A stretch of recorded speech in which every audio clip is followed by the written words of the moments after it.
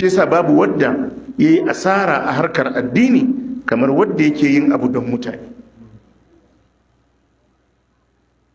yayi don ya burge, ko yayi don ya bada haushi, ko yayi don wata bukatarsa ta rayuwar duniya. Duk abin da ya shiga daga cikin waɗannan yana rusa ikhlasi. Lalacewan ikhlasi shine lalacewan addininka, yin abu ba don Allah ba.